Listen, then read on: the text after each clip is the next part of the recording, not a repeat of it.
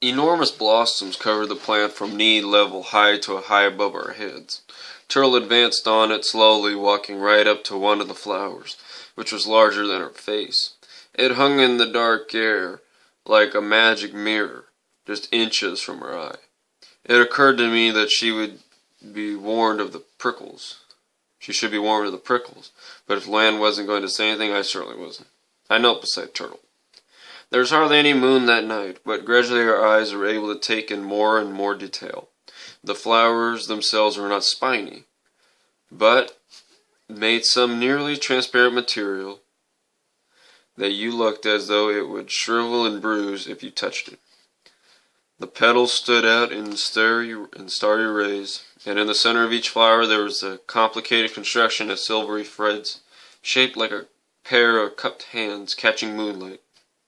A fairy boat, ready to be launched into the darkness. "Is that?" Turtle wanted to know. She touched it, and it did not shrivel, but only swayed a little on the end of its long green branch. "It's a flower, dear," Virgie said. Luann said, "She knows that much. She can tell you the name of practically every flower in the Burpee's catalog, even things that only grow in Florida and Nova Scotia." "Serious," I said. Even its name sounded silvery and mysterious. "Yes," Turtle repeated. Luann nosed into a flower at eye level and reported that it had a smell. She held Dwayne Ray up to it, but he didn't seem especially awake. "I can just barely make it out," she said, "but it's so sweet. Tart, almost, like that lemon candy in a straw that I used to die for when I was a kid. It's just ever so faint. I can smell it from here," Edna spoke from the porch swing. "Edna's the one who spots it," Virgie said. "If it was up to me, I would never notice to save my life. Because they come out after dark, you see, and I forget to watch for buds. One year Edna had a head cold, and we missed it altogether." Luann's eyes were as wide and starry as the flower who stared into it. She was captivated as Turtle. "It's a sign," she said. "Of what?" I wanted to know. "I don't know," she said quietly. "Something good. I can't get the pruning shears and cut off one if you like," Virgie May offered. "If you put it in an icebox, it'll last until tomorrow." But Luann shook her head. "No, thanks. I want to remember them like this in the dark. After you pluck them, they lose their fragrance," Edna told us. "I don't know why, but it just goes right away." If the night blooming cereus was an omen of anything, it was of good weather for traveling. The morning was overcast and cool. Once again we rolled the children out of bed, and Luann and Dwayne Ray came with us over to Maddie's. Turtle wanted to be carried like Dwayne Ray, but we had the bags to deal with. "We'll just walk this little way," I told her. "Then you can sleep in the car for a long time." Esteban and Esperanza had one suitcase between them, and it was smaller than mine, which did not even include Turtle stuff.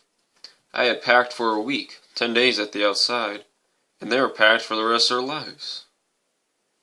Several people had come to see them off, including the elderly woman I had once seen upstairs at Maddie's, and a very young woman with a small child, who could have been her daughter or sister, or no relation for that matter.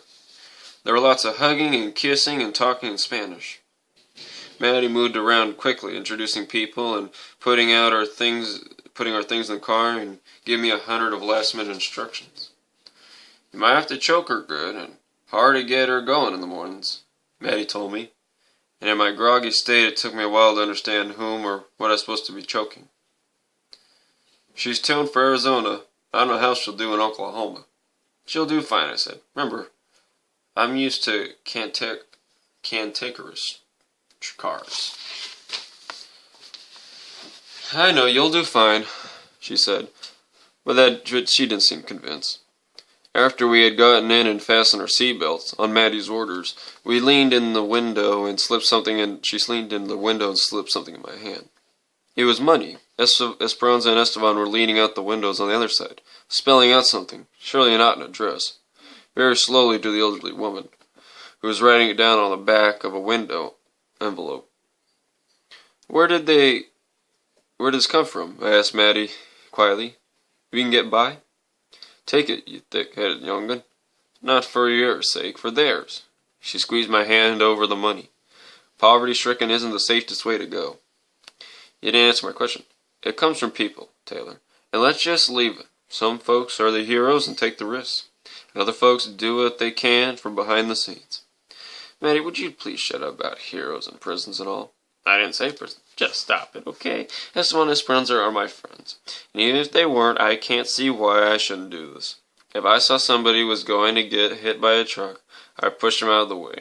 Wouldn't anybody? It's a sad day for us all if I'm being a hero here.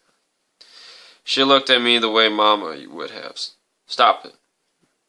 I said again, you're going to make me cry. I started the engine and turned it over with an astonishing purr, like a lioness waking up from her nap. This is the good life, cars that start by themselves, I said.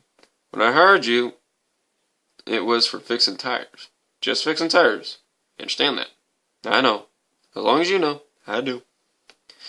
She reached in the window and gave me a hug, and actually did start to cry. She put kisses on her hand and reached across and put them on Esperanza's and Esteban's cheeks, and then Turtle's.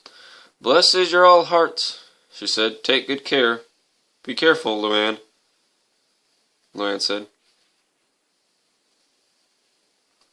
Maddie and Luann had others stood in the early morning light holding kids and waving.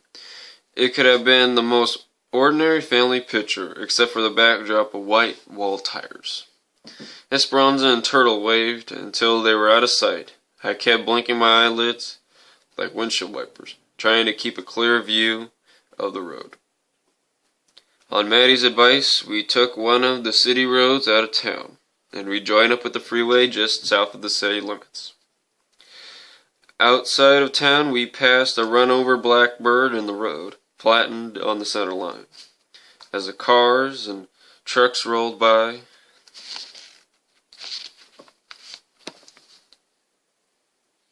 the gust of wind caused one stiff wing to flap up and down and a pitiful little flagging down gesture.